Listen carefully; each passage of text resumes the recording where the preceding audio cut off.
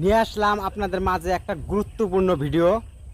যদি আপনার মোবাইলটা কেউ যদি মোবাইল বা সিমটা যদি আপনার কেউ হ্যাক করে রাখে বা ধরেন ট্রেক করে রাখে, তাহলে আপনি কি করে গম পাবেন?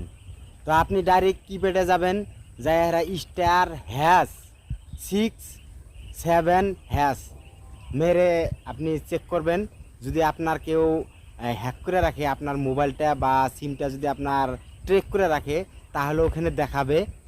আর যদি ট্রেক করে রাখে তাহলে সেই ট্রেকিংটা আপনি ক্যান্সেল কিভাবে করবেন, সেটা আপনি কি করতে হবে।